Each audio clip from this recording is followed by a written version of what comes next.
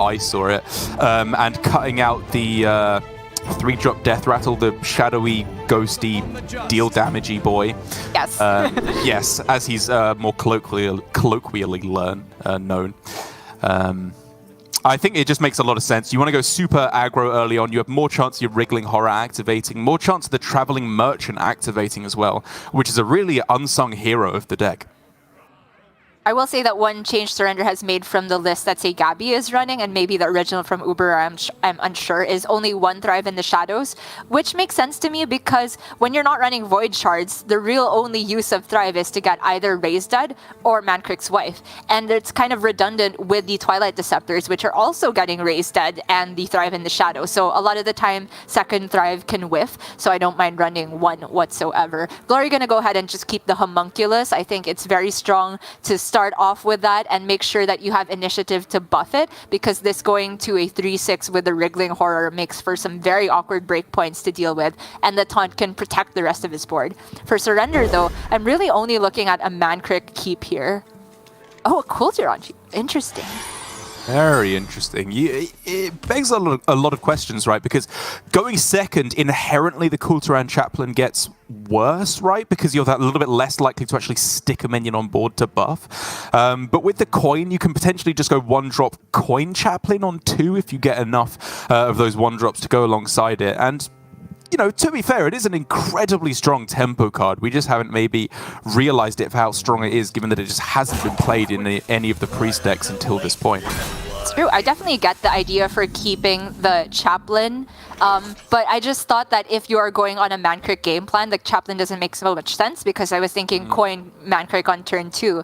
But Surrender going in the other direction and saying coin Mancrick, probably too slow in this matchup, which I am surprised by, because I feel like so much of the synergy of the deck is centered around getting Mancrick's Wife online as soon as possible, the Thrive in the Shadows primarily. But Surrender, somewhat rewarded, I suppose, for a more aggressive mull, because he does have the capability to coin 2 1-drops into the Kultiran Chaplain, which is maximum tempo.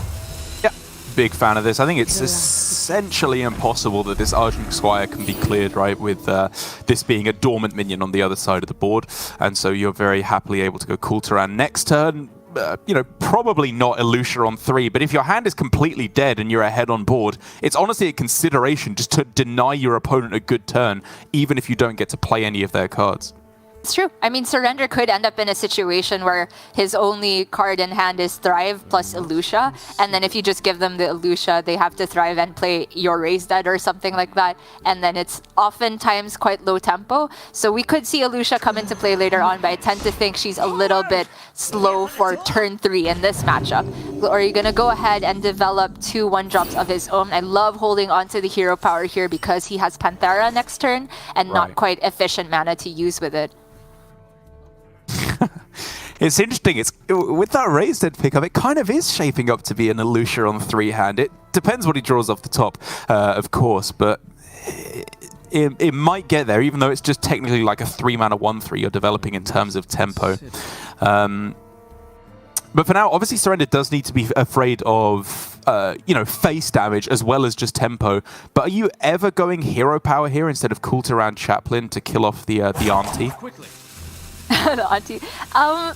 I think it's a little bit sus, but because we know that the Homunculus is coming to life next turn and the auntie will be well protected, we'll explain the auntie joke at some point, I think Surrender is just going to take the trade here. The Kultiran Chaplain obviously gave him a lot more tempo. He could have gone for like trading and then putting the health on it. I guess it doesn't really change anything because there's a lot of 1-attack minions, whether you'd have the health or the Divine Shield. But for now, just going for maximum hero power usage tells me that Surrender is not going to be Eluciaing anytime soon, which I think makes sense because in the early game, you really don't expect to have a situation where you've locked them out, you're going to win the next turn, just Elucia so they don't have any removal. It hardly happens in the mirror that early. So for Glory, do you think there's any thought process to when you play these neophytes? Are there specific turns you're looking for, or are these just essentially 2-mana 3/2s? It's hard to say. You can have a read on them having spells if they've played Deceptor, or maybe post Mankrik turn, if they are looking to play Thrive in the Shadows, that can be something to go Neophyte into. But for Surrender here, this is a perfect top deck. He is still behind on board, make no mistake, but he has Thrive next turn, so he can guaranteed get the Mankrik's wife. I think that has to be the play here. Illegal. This is disgustingly powerful. And, you know, it kind of begs the question as to whether or not, you know, I mean, I think I don't want to bet against Surrender too often, but I like your reasoning for the mulligan of holding on to the Mankrik, because so far he hasn't played Gul'Daran Chaplain, and he has played Mankrik as the absolute nuts draw off the top, which is a little bit results-oriented thinking. But, to be fair, I think there are a lot of instances where Mankrik would have just been incredibly powerful. I just think that because you run Thrive and the Void, Twilight Deceptor. Yeah, all these darkness-related names confuse me. There's a lot of support system for Mankrik that revolves around getting the Mankrik in the first place, and all those cards look really weak when you don't draw Mankrik. But the thing for Glory here, I would love to see like one Neophyte played, because the thing is, if you go double Neophyte, you don't actually deny Thrive. Sure. Because they can still play it, and that's their whole turn. But a lot of the time here, if you go Neophyte and they Thrive, that's still their whole turn. But you've held on to the Thrive. My God. Okay. So, I guess that's good. Sort of. Yeah, I guess. So Surrender can fit in a hero power now, too. That's weird how that works out. So he can ping Neophyte and put health on his original Mankrik, you'd have to assume. Uh-huh. And then bump the homunculus. Yeah. All makes sense. There's a lot of damage coming through, but I'd have to guess that, you know, while health is obviously important, as there's very, very limited healing in the deck, I think just being ahead on board is always, in these aggro matchups, the more important factor. Yes, every single time. And for Glory, that probably means maximum tempo. It's just a question of, is tempo removing a minion with your 2 damage hero power, because that's pretty high tempo, or does it mean developing a Neophyte? I'm unsure. The Og Merchant also is not looking that great here because he doesn't actually have that many minions with high attack to take value trades with the Divine Shield on.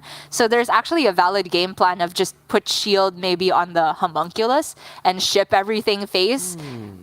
Glory is the one running Void Shard in this matchup, so he does have burst damage that Surrender doesn't have access to. I think you may be right. Like, it's not ignoring board control because you're still playing all your threats, right? But you're just getting the face damage in at the same time. And it is a lot of damage that he can push forward on this turn. Oh, it's so close. It looks like he is going to end up like ignoring the 3/7, which there's no option that lets him kill it nicely here.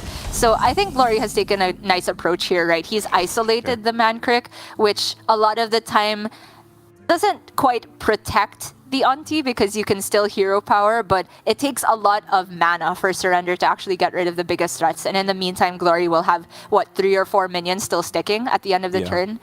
But for Surrender, the Og Merchant's a pretty good pickup just because it can just ping off another minion from Glory, and Surrender's all about board control here. Yep, killing off the Void Touched Attendant is absolutely huge. Or I suppose not having to spend the 2 mana on it also still makes a big difference. It could be Org Merchant Squire, maybe even, well, you wouldn't start with Raised Dead because you don't want to take the 1 extra damage. But getting another Mankrik could be huge, obviously, with Thrive in the Shadows still in hand. Yeah, this is really complicated, the timing on this, because if you are going to optimize damage taken, then it would be ping on the Auntie and then Raise Dead. But then you can make some arguments like, do I just take that damage so that you can put the ping on a 2-1 instead of a 1-1 and then value trade the 2-3 with the Mankrik? Surrender says he is not going to leave up the Void Touched Attendant for any more turns because he is scared of his health total getting too low. And I think it's fine, even though, like, technically there's more attack that's not conditional left on the board this way. And now for Glory, things really starting to slow down. Giving your minions Divine Shield here does not sound like the best plan, given that they all have 1 health. So he is finally realizing the board control game plan. It's out of the window. He's got to ship everything face and just pray that he gets the perfect series of draws to get there. To be fair, Surrender's hand is very low tempo. The Thrive only gets the other Raised Dead by this point, I think. And so does the Twilight Deceptor. Like, Surrender doesn't have any more spells, so like the Thrive is just never getting played, I'd assume here. He can just hit somebody's face and play Twilight Deceptor. Although, hitting face is a risky prospect at this point of the game. Yeah, probably just trade everything instead. Yeah. Agreed, it's just a 2-3, and then you take all the damage off the board that you can. It's just the more likely route to get there. It's going to be essentially impossible for Glory to win back board control from here, so just hoping to draw Void Shard, for example, and launch it all to the dome is really the best he can hope for. But even if he top decks the other Void Shard next turn, it doesn't get there, right? Because this one with ping deals 6, Tour Guide deals 7, Surrender's for sure going to kill the Tour Guide. So what Glory needs is an Illusia? I don't know. Maybe not. Yeah. That doesn't get there either, because Surrender doesn't really have anything. I mean, he just needs to hope to survive 2 turns and then draw Void Shard, right? It's not absurd. So because the Tour Guide doesn't help any breakpoints, might as well trade an Argent Squire, I thought. But Glory's saying maybe there is a breakpoint I'm not thinking about. Maybe Auntie into Hero Power into Void Shard, something like that. I don't know. But this Kazakus could be huge. That is a big one. If you can hit 1 mana, obviously lifesteal deal damage is the nuts. But draw a card, +1/+1. Yeah, the +1, I'm trying to figure out if it sets up a 2-turn lethal setup for Surrender. Currently 7 on the board. Unfortunately, we can't see the options. But if he gives this +1, it's 11, so 22. It doesn't actually set up 2-turn lethal, I think. So Lifesteal would be my first option here if it's available. Oh, Lifesteal summon a copy. It's... Yeah. It's good. I wonder if there was ever a consideration to go Illusia there, just so your opponent can't draw Void Shard? I guess you have next turn to do that, right? I mean, this plays around Void Shard still, right? That's because, true, yeah. Like, this always either eats a ping from Surrender, or from Glory, or he'll Surrender for 2, so it resets the hero power timer. And Glory knows it, so he throws it down there in what was looking to be a runaway at the beginning for Glory, but the Mancrick's wife turned it all around. Yeah, it was obviously very, very fortunate for Surrender. He had the... I mean, it was kind of fortunate in 2 ways, right? He threw away the Mancrick, drew it back, and then drew the card off the top, but he would have been able to get the wife anyway, just through the Thrive in the Shadows. A weird game overall, and really the breakpoint for Glory, I think, is whether or not he should have gone face on that turn where he traded everything in and tried to regain board control. It gets very complicated because maybe he would have died a turn sooner, maybe his board would have been value traded so efficiently that he gets less damage in the long run. Really hard to say, but that is, I think, the one thing he should analyze and see, was there a chance to swing things back by just going for the pure burn plan. Very true. I just love to see these aggro mirrors. They're kind of a treat because it's been a while since we've seen this type of Hearthstone, I think, on Grandmasters, even including last meta. The board-based mirrors tended to be Rush Warrior with, like, you just set up lethal with 1 board. Yeah, I mean, like, 2 turns in a row, you set up minions, you probably have lethal. But this type of small minion aggro, there's a lot of intricate trading to be had. And for Surrender, I think I've decided on top decking Mancrick's Life as fortunate in the long run, because I can see a world where if he had to spend the 3 mana to get the wife that turn, he probably would have just died and ended with an extra card in his hand. So what? Yeah, very true. But speaking of aggro and anti-aggro, we have this Quest Shaman, a deck that was, obviously performed very well for Tiz earlier on in the day, but didn't really hit a lot of the matchups it really wanted to. It was against, OTK Demon Hunter, the Mirror, and Miracle Rogue, which are decent matchups since Il'gynoth got nerfed, I suppose. But this is where it's really going to shine. If there's, it's going to be incredibly difficult for the Shadow Priest to gain board control in this matchup. And then if they do lose board control, as we've seen time and again, Shadow Priest just rolls over and dies. Yes, indeed. Shadow Priest has almost no comeback mechanisms. They do have Illusia, but I think people who are used to playing versus Shadow Priest will know to be more aggressive with dumping their resources and not keeping any turnaround cards in their hand just in case that Illusia does show up. The important thing I think for Shadow Priest here, even though it's an unfavorable, is two things. Timing Neophyte to make it as awkward as possible for them to complete quests / clear your board, and also putting the Wriggling Horror and Cultiron buffs on minions such that they go above 3 health. Playing around Perpetual Flame is paramount in this matchup. Was that a full keep there from Surrender? The Homunculus and the Mancrig I'm definitely on board with. Is the Void Touch Attendant just like so much of an outlier in this deck that even though it looks like it's going to be an off-curve play this game, is it still just worth it to keep it and play? I think it's worth to keep it pretty much every matchup. It looks weird because it's almost certainly going to be off-curve here, but Surrender does play more 1-drops than your average Shadow Priest, I would say, so I think there's a good chance he ends up spending all his mana anyway, and the earlier you play Attendant, the more likely your Raised Dead pool is going to contain it, and you can have a lot of damage in the early game, which is maybe one way to cheese the Shaman in this matchup. But Glory has hit the double Lightning Bloom opener. Oh my goodness.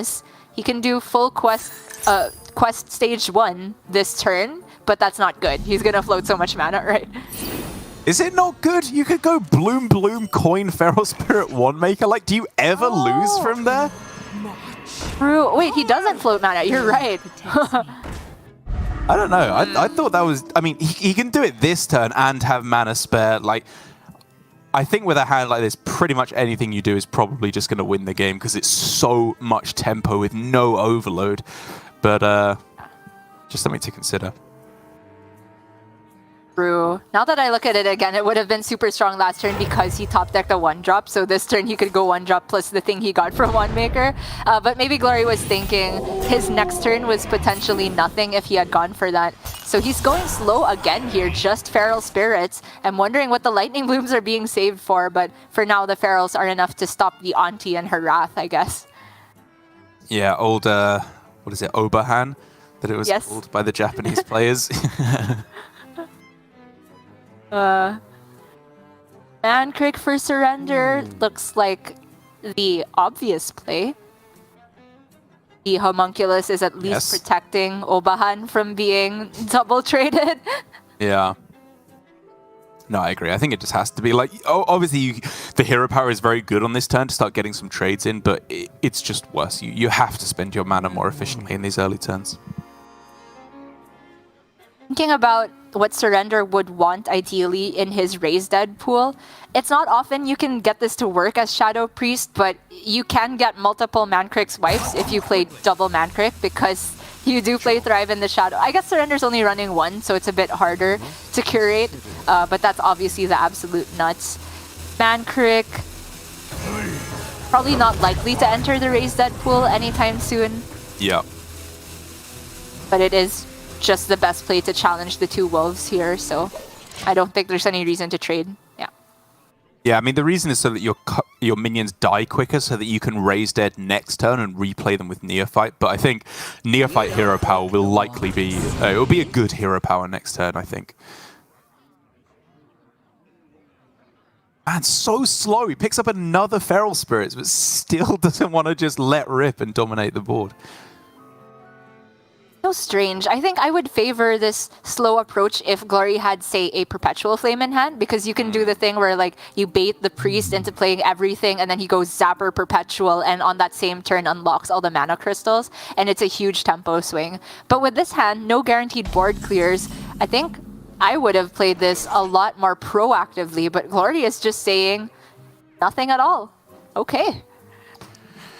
Proper standoff here. Neither player wanting to initiate the trades into these taunts.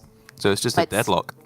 But Surrender can go, I mean, trade, one face, then Twilight Deceptor for the 50-50 into Thrive. And if he hits the Thrive, that's a guaranteed Mancrick's wife.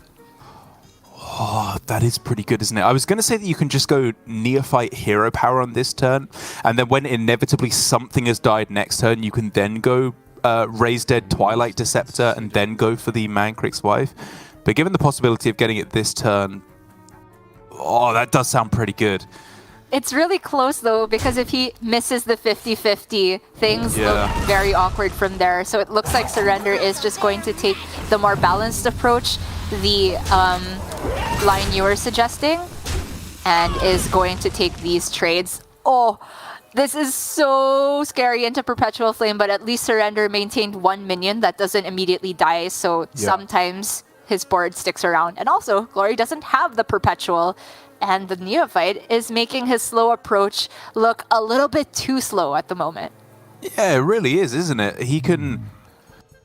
Well, Tidal Surge doesn't feel necessary quite yet, obviously, given that he wouldn't get the full, well, not lifesteal, but full health gain effect. So we're just developing, like... Bloom... I guess you don't have to go Bloom Feral Spirits. Like, you can complete the quest and go Bloom Spirits Novice Zapper just to get an extra card on board and negate the Overload effect, but maybe you just go Feral Spirits again. Take it slow for a full extra turn.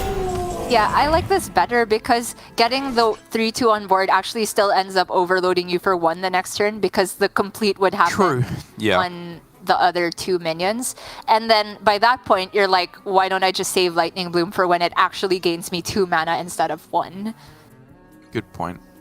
But for Surrender here, this smells like a non-perpetual flame hand, so we're going in.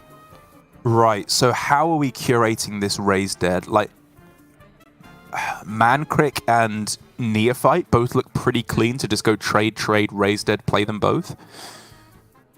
Sounds pretty good. Or alternatively, trade, Raise Dead, but instead of Neophyte, you play Twilight Deceptor. So what could happen is trade, 1 minion face, Twilight Deceptor, and then depending on whether or not you get Thrive, you can go from there. But it looks like Surrender is just going to hold off on Deceptor again. Really doesn't want to take the 50-50 for Mankrik's wife, it looks like. Neither player wants to do what's good in their deck this game. It's so weird. I mean, I think Surrender does make sense because he has the Void Touched Attendant in play. So if he protects this board, he's still doing strong stuff. And just pseudo locking out Lightning Blooms is very, very powerful against this deck with the Neophyte. It's really strong, especially since even if Surrender misses on the good outcome, quote-unquote, from Deceptor, that's still another Raise Dead, which means another Neophyte, very likely. And another awkward turn for Glory.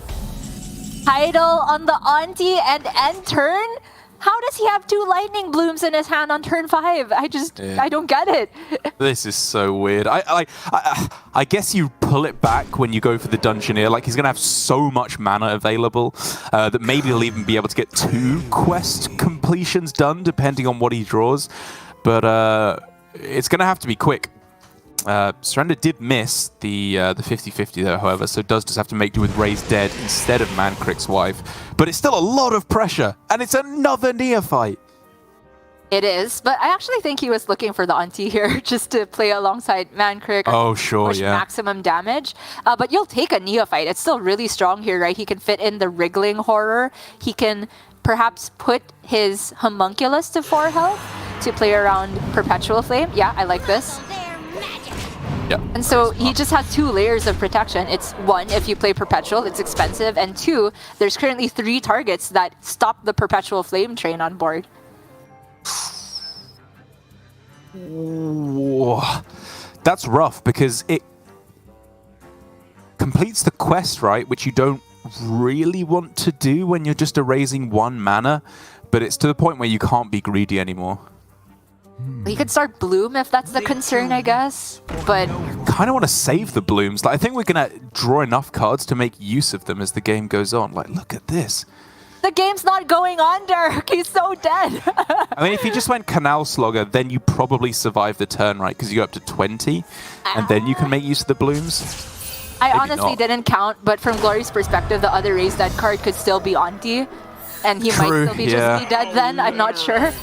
So I think he went Dungeoneer to look for Perpetual Flame and didn't get it.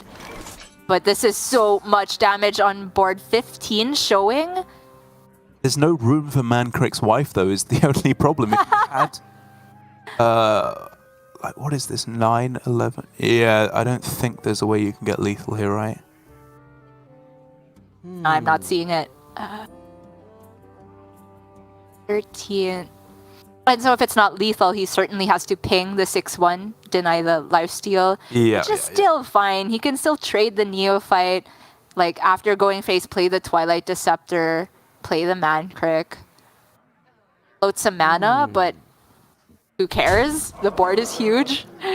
I guess you could actually trade the Squire into the Bog Slosher instead, and then it doesn't get the lifesteal effect. Saves you 1 extra damage, but it of course means you're more vulnerable to the flame as well, which can get a little bit awkward. Yeah, but I like that play because it spends more mana. So, Glory seems to have been looking for this flame card since pretty much the beginning of the game.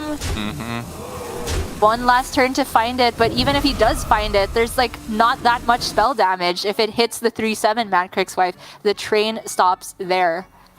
Yeah, he'd have to rush the Canal Slugger in first to be able to get there. But now obviously going to have to rely on Charged Call to be able to get there. Hits Earth Ellie? Okay, he got the good one. Okay, so then he blooms Canal Slugger and plays Lightning Bolt. I feel like he's still dead, but I haven't counted quite yet. So if you does get him a 3/3 as well, actually, though, because that's second quest completion. That's true.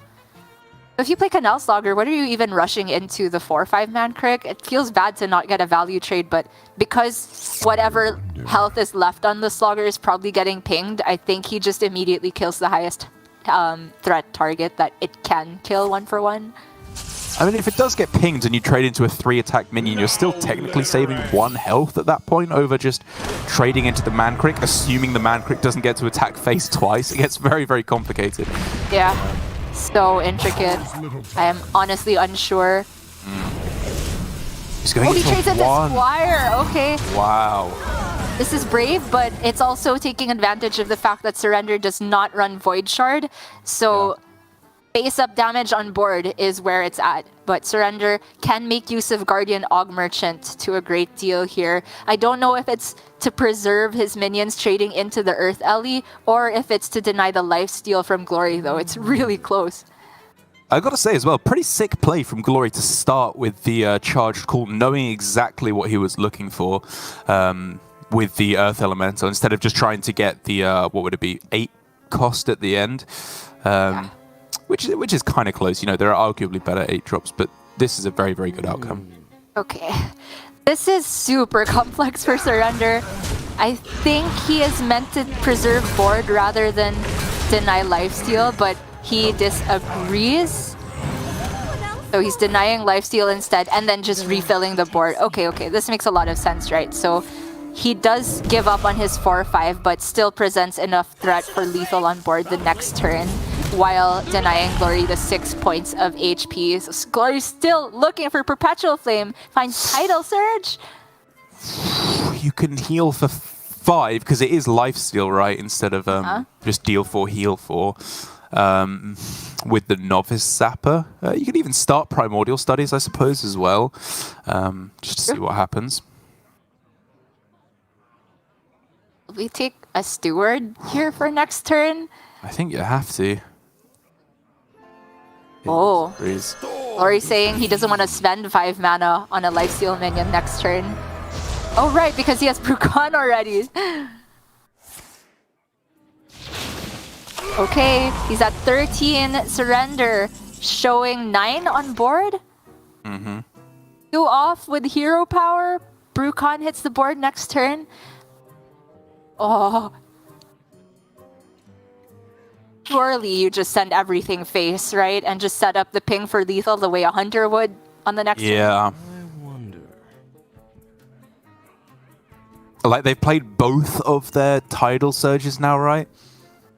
I think so. They have to discover healing to have any chance of staying in the game. We didn't even talk about how unusual it is that Glory is running Tidal Surge, but he is positioning his Quest Shaman as an anti-aggro deck, so in that context, makes a lot of sense. So, in terms of where to put the Kulturon Chaplain, probably on the 2-3 would be my guess. Still thinking about Flame. Sure, yeah. That makes sense. It is 4 damage Flame now, so I guess going up to 5 does make sense. Or maybe on the man crit because of that? I don't know. A little Against finicky. Brucon. Against Brucon, it's all dead to Flame anyway. But Glory, with no removal spells drawn, Brucon in hand, throws it down. That is supposed to be a favorable for Glory. Lost.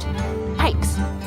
Very weird game. Very, very strange game on both sides. Like, I think everything Surrender did in the end made a good amount of sense. Like, we can talk back and forth about how late he left pulling the Man-Crick Enraged out of his deck. But everything he did made a certain amount of sense. He was going for disruption, disruption, disruption. While you have the Void Tendon on the board, play these neophytes over and over so your opponent can't make these explosive comeback turns.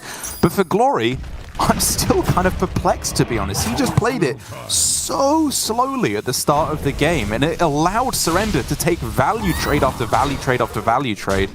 And it just meant that he never really got a foothold on the board, as you need to do in this matchup.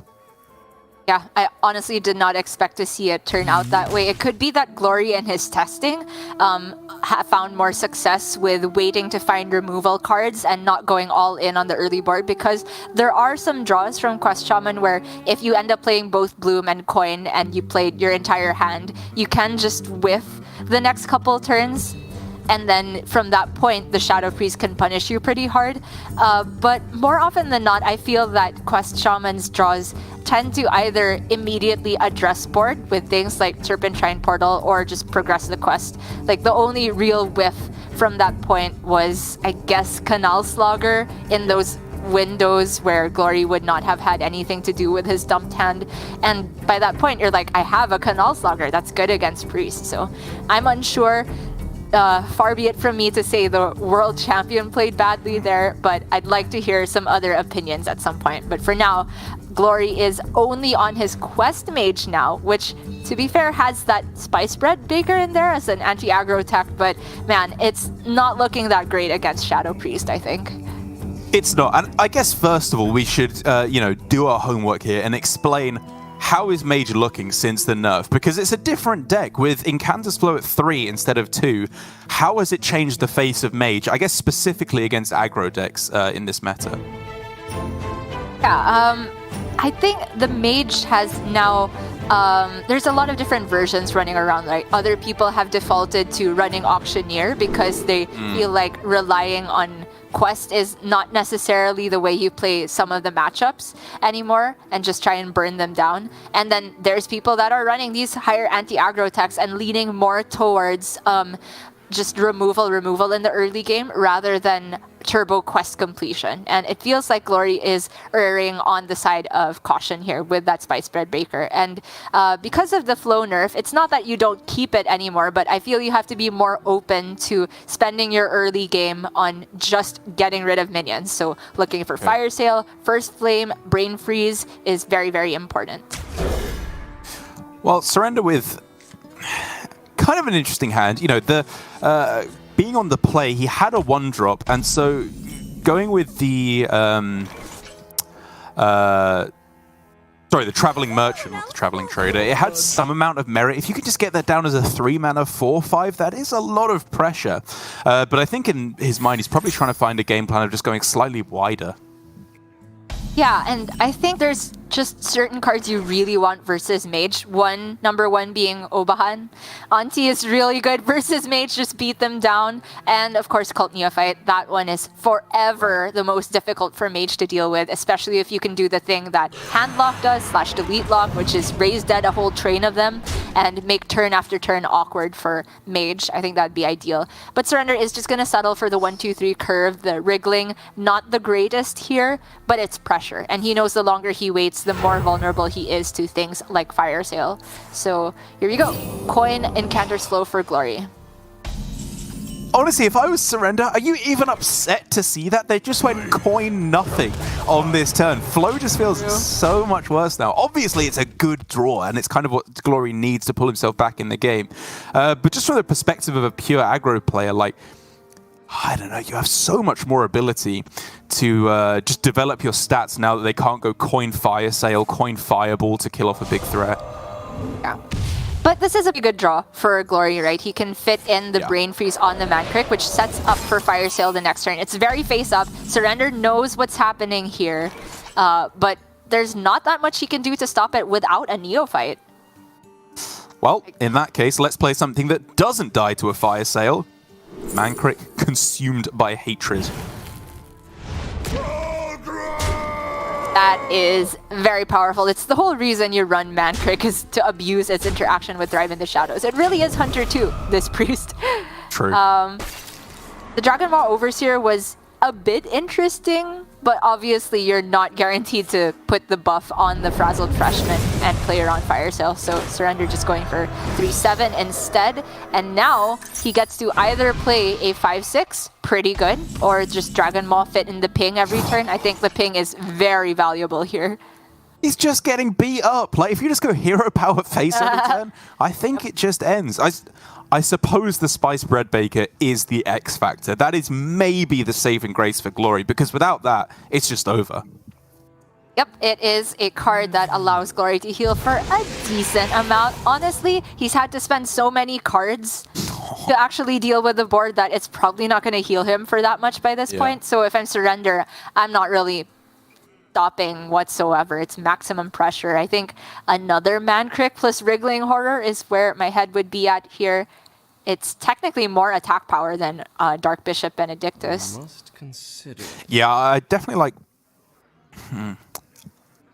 Okay, so I was going to say maybe you go Mancrik Hero Power instead of Mancrik Wriggling Horror, but then if you're doing that, you just go Dragon Maw instead. It's kind of a weird turn. It probably just ends up as Mancrik Wriggling Horror to get most stats. You still get 1 burst damage with the Wriggling Horror on this turn.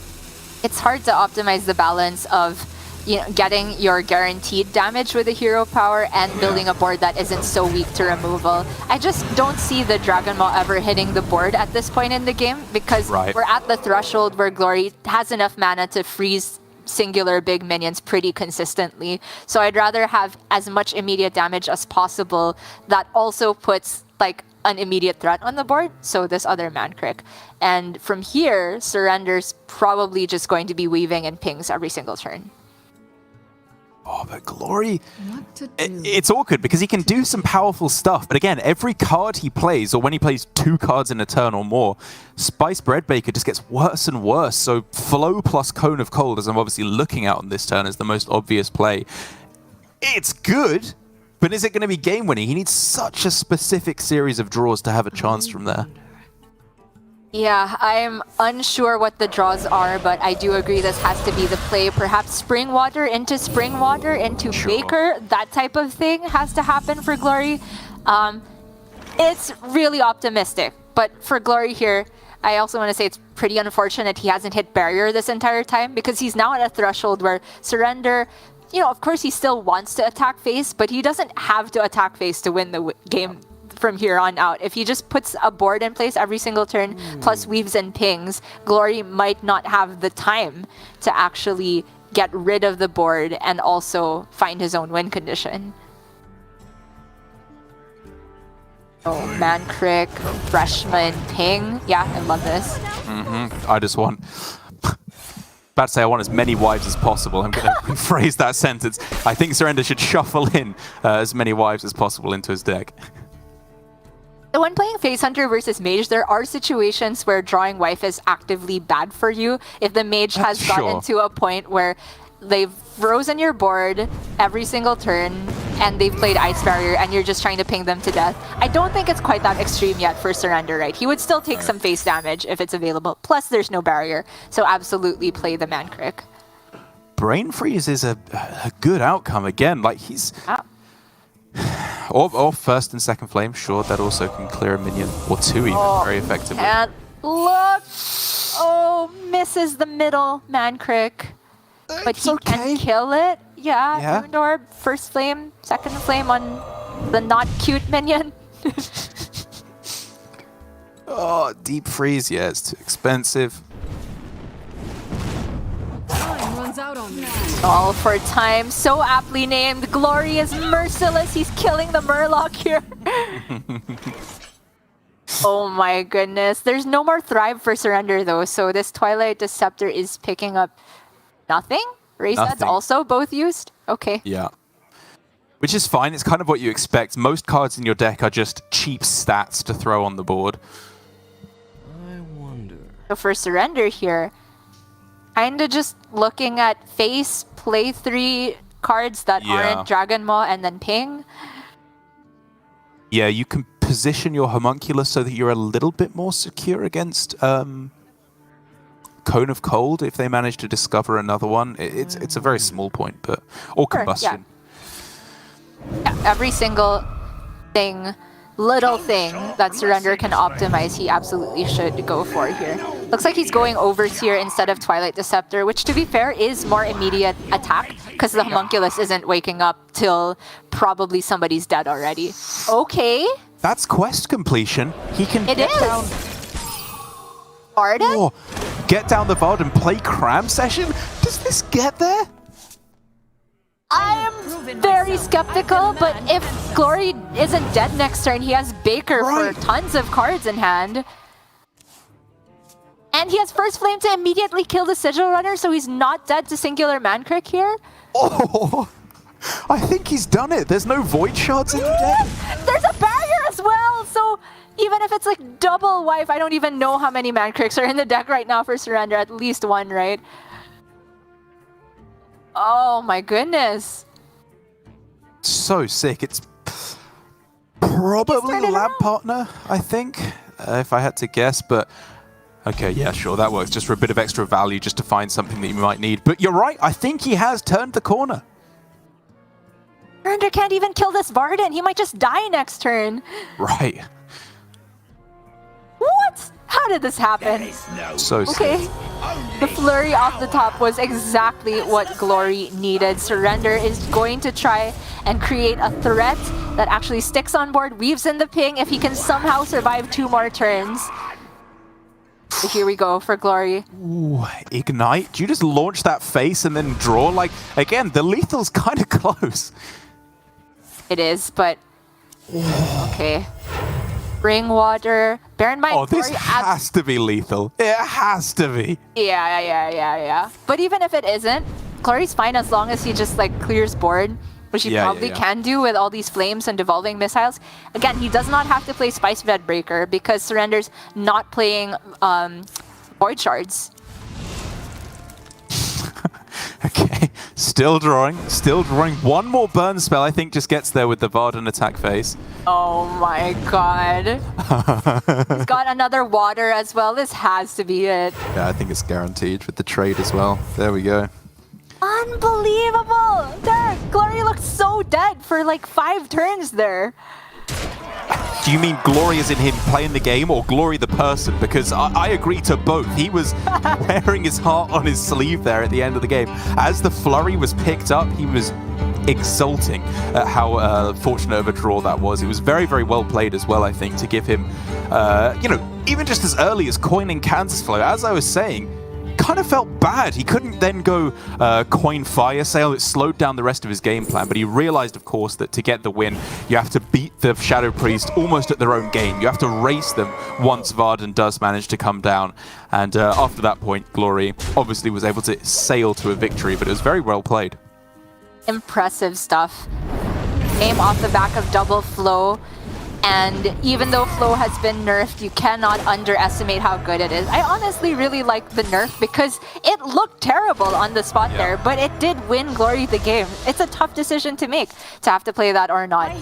And Glory here finding that first flame off the cram session, deleting the out of Mancrick off the top for Surrender there. It all came together at the last possible moment, and it means that Glory lives to see another day with this mage. It is not going to be a Shadow Priest sweep, but Surrender has the chance to fight back now. He's got this Celestial, sorry, not Celestial, he has this Anacondra Druid if he wants. Right, which could be an interesting matchup. I'm going to say it's probably just pretty bad for the mage because of the power of the armor gain that is available to the druid, in addition to, obviously, the awesome offensive potential. But the very cool bit, the spicy tech that Surrender is bringing in is, of course, the claw machine that is... well, I've never seen it before in this list. You run as few minions as possible so that you don't discard any off fungal fortunes. Again, I don't know. Does it make sense? Like, you are more likely to discard a card off fungal, but then you are more likely to draw the Anacondra. I think overall it does obviously increase your chances of getting Anacondra, because once you do get her in the late game, it is just brutally powerful, and it probably ends the game against Mage. I think it does increase the chances of getting to Anacondra if it does also, like, it's really hard to overall evaluate because, like you said, off of fungal fortunes, you are going to discard something more often. But I think Surrender's of the opinion that, like, if you discard Anacondra off of fungal, that's going to be a bad game anyway. Yeah. So there's another bad outcome off of the discard, and you just live in the world where you don't discard anything relevant, and then you have double the chances to eventually see Anacondra. And sometimes it's a big Anacondra, like you said, because she's going to get +3/+3. So all the copies from Germination also are bigger. I mean, I'm just interested to see how this works, because the only time I saw it played was Surrender getting beaten down by Blyze on ladder a while ago. Or was it Jay maybe with Blyze in chat? I don't know. Well, either way, getting things going with this starting hand, Surrender is going to be one happy chappy Guess the Way Overgrowth, 2 premium cards to find in your starting hand. From there, it's just about finding the threats as soon as possible. Absolutely. It means Anacondra. I did mistakenly call this alignment because there are other players in the field running token Anacondra Druid with Celestial alignment in the deck. Surrender's not one of them. He's just all in on the build a big board and have it stick game plan. Nothing to do with the disrupt your opponent part. And so that means Glowfly Swarm, also a very welcome card to see. Weak to Fire Sale, of course, but Surrender potentially can hold on to it alongside Arbor Up immediately. Oh my god. Or... yeah. That's a hand. Okay. Something's happening here. But when does it happen? We can look at a coin overgrowth on 3 curve for Surrender, which then allows him to play Anacondra, but then obviously she's not that good on turn 6. Yeah. So I guess it depends on what happens on Guess the Weight next turn. Yep, very true. Obviously, if you're getting fungal fortunes, then you can consider an early Anacondra much more heavily, because then you can get the draw, you can more likely copy her. But I think it's fairly likely that we're waiting till like turn 7, or 7 mana, I should say, before we see Anacondra come down. It's kind of a disaster opening hand for Glory, though. Fire Sale is important to have an answer to a Glowfly from Surrender, but there's a lot of hands from Surrender where he doesn't have to play into Fire Sale, right? They often only just go Glowfly when they have nothing better to do. Surrender has plenty better to do. So for Glory, I don't know, like the AI needs to be runner-runner. Yeah, it really does need to be pretty good. I agree with Surrender. I think less is slightly more likely, although it's pretty close actually. It's quite a heavy top-end deck with double Best in Shell now slotted in as one of the few new cards in the deck. Probably won't be too impactful in this matchup, but against the aggro decks, it is insanely strong. Double Fire Sale. He could kill the Glowfly hand, but something tells me he's not getting there against the Anacondra hand. For Surrender, gotta be Overgrowth. Yeah, it does. It does. I mean, I'm already looking at even crazier plays you can make than that. Like, I don't know, can you get away with, like, Anacondra this turn, Nature Studies, Germination, Overgrowth? It's not quite there. But there are some very powerful plays coming up. As soon as he draws either Nourish or... Nourish or Glowfly Swarm, I think this just goes turbo. But is it this turn? Because he can go Anacondra, Bloom, Overgrowth, but then the Nourish still costs 2 mana, right? And then you can still play it if you go Wait and then Nature Studies for 0 and then Nourish. But by that point, you have 2 Anacondras and not that much else of a threat. Yeah. And you're kind of weak to devolving missiles. So I think it's right for Surrender to keep holding on here. One more turn. One more turn. He's getting there. As obviously just going with a straight up Glowfly is a consideration on this turn. I think you get the full 7 or maybe only 6. Either way, it does demand an answer from your opponent immediately. Ooh. Huh. Never composting because it's free and it lets him refill if he ever needs to. Right. You have the Nourish. Probably not. Maybe it's Power of the Wild. Maybe it's another Glowfly? I don't know. Yeah, I'm looking at Glowfly actually, to be honest. Like, you can just go Glowfly, then Anacondra, or, you know, have it as a follow-up afterwards. I don't know. I think they're all realistically probably winning you the game. True. I mean, the only thing Surrender has to do is make sure that when he goes in, it's a board that is not weak to just a singular card, right? So if he had gone in last turn, that's weak to devolving missiles. If he goes in with Glowfly and not Anacondra, that's weak to Fire Sail. But if he does it all at once, I think there's very little Glory has in terms of counterplay. And meanwhile, Glory's been going full Grr because his hand does nothing else. He's just played Fireball Face, which is not a realistic win con because of, like you said, the scenario wardens for Surrender. Yeah, it's not even close, is it? But okay, he gets a decent draw. It obviously doesn't progress his quest, but it gets closer to his win condition. But second Germination, you have to go in now, right? It's just here we go. Surrender was waiting either for this next Germination or the Solar Eclipse, I think. But now that pretty much everything costs 0. Oh, yeah. Oh, yeah. Oh, my God. Oh. Discarded Claw Machine incoming? Imagine. Oh, my God. He just draws his entire deck. Yes. Yes, he does. This is what this deck does.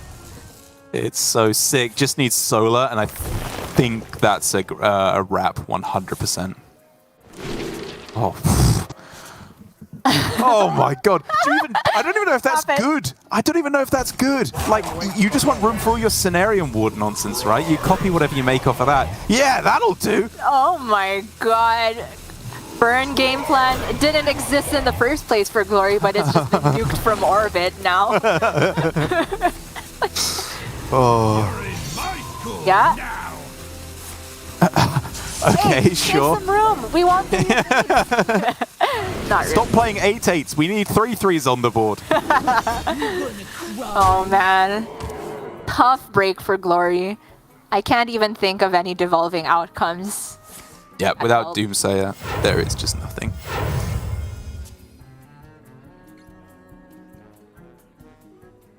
Obviously, Rundorp Font Varden is eternally the survivor turn out that you have as mage, but even that does not bring Glory close to winning. Okay. I think I've got it. So you Fire Sail first, and then you Devolving Missiles, 1 each on all the 8-drops, and they all turn into Barangeddon. So it's like 6 AoE. I don't know.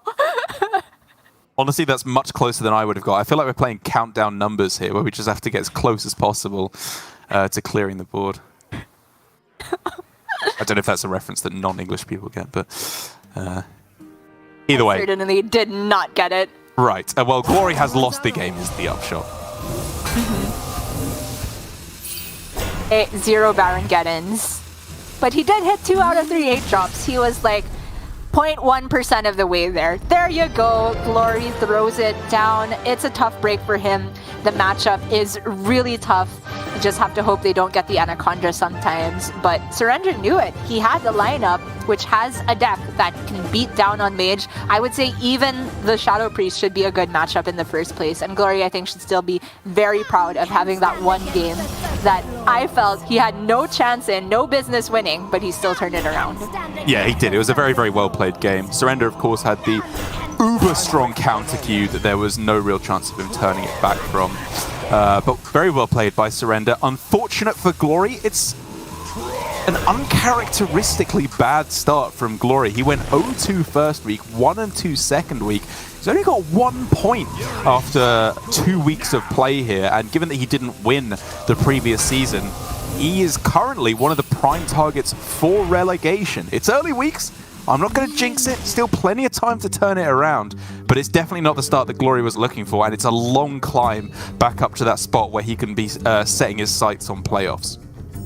Yeah, it's true. I hate to say it that way, but something about the lineups has not been working out for Glory there. I will say the very first game on Shaman, I think he could have had an avenue into it if he had gone in a bit earlier like you had spotted. But other than that, Glory's plays looked pretty much